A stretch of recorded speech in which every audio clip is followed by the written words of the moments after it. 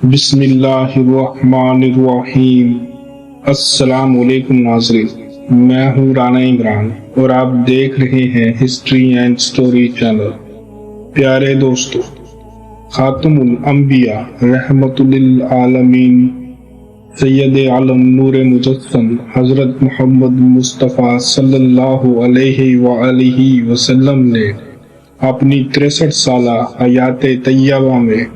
اگرچہ اپنوں اور غیروں کی طرف سے کئی مصیبتیں، مشکلات، پریشانیاں، مصائب، رکاوٹیں اور سنگینیاں دیکھیں اور برداشت کی، لیکن ان میں غالب اکثریت پر حزن و ملال اور دکھ اضطراب نہیں فرمایا، بلکہ ہنسی خوشی اور اسلام کی ترویج و وسعت کا ہدف سامنے رکھتے ہوئے قبول فرماتے رہے۔ لیکن پیغمبر اسلام صلی اللہ علیہ وآلہ وسلم کی زندگی میں دو پریشانیاں ایسی آئیں جو آپ کو ناقابل تلافی صدمے سے دوچار کر گئیں، اور ان مصیبتوں کے اثرات تا دم آخر موجود رہے، اور وہ مصیبتیں اپنے سرپرست و مربی چچا حضرت ابو طالب علیہ السلام اور اپنی رفیقہ حیات اور مشکل ترین اوقات کی ساتھی حضرت خدیجۃ الکبریٰ علیہ السلام کی وفات ہے۔ وہ 10 رمضان المبارک کے دن اپنے خالق حقیقی سے جا ملی تھی۔ آپ نے پیارے چچا حضرت ابو طالب علیہ السلام اور اپنی پیاری رفیقہ حیات حضرت خدیجۃ الکبریٰ کی وفات کو نہ صرف اپنی ذات کی حد تک منایا، بلکہ اس پورے سال کو عام الحزن یعنی غم کا سال قرار دے کر جہاں اپنے دور میں موجود اصحاب کرام و اہل بیت اعظام کو ان پاک ہستیوں کا غم منانے کا حکم دیا، وہیں رہتی دنیا تک آنے والے ہر انسان اور ہر مسلمان کو ان دو ہستیوں کی اہمیت و حیثیت کا علم ہو گیا،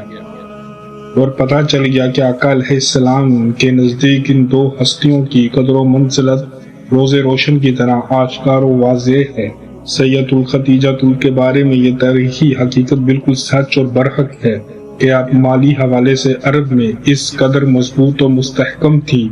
کہ زمانہ اسلام سے قبل ہی آپ کو اہل عرب ملکۃ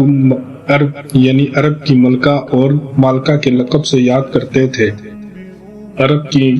ملکہ نے کائنات کے سردار پر اپنی دولت وارفتگی سے لٹائی، اور آپ علیہ السلام فرمایا کرتی تھی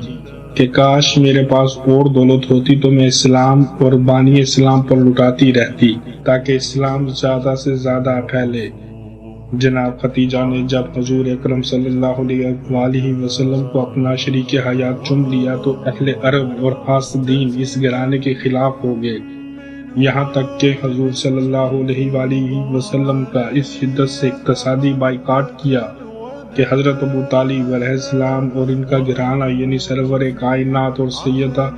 خدیجہ بھی کئی ماہ تک شعب ابی طالب میں محصور رہے، اور اس محصوری کے دوران اپنے چچا اور اپنی رفیقہ حیات کی قربانی اور ساتھ دینے کو حضور اکرم صلی اللہ علیہ وسلم اکثر اوقات یاد فرماتے تھے۔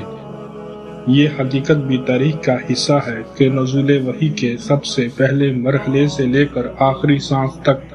سیدہ خدیجۃ الکبریٰ علیہ السلام نے رسالت و نبوت کی نہ صرف دل و جان سے تصدیق کی،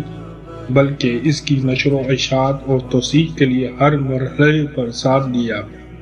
حضرت علی علیہ السلام فرماتے ہیں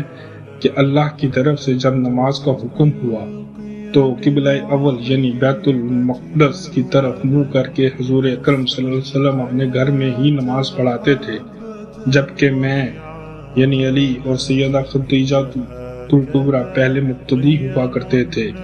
یہاں سے اندازہ لگایا جا سکتا ہے کہ اسلام اور خدیجہ کا ساتھ اور رفاقت کس قدر گہری اور قدیم ہے۔ حضرت خدیجہ علیہ السلام نے زمانے کو خاتون جنت کی شکل میں تحفہ دیا، اور اسلام و بانی اسلام کا تحفظ جان و مال لٹا کر کیا۔ سیدہ خدیجۃ الکبریٰ ہر دور کی عورت کے لیے رہنما، مثال اور نمونہ ہے۔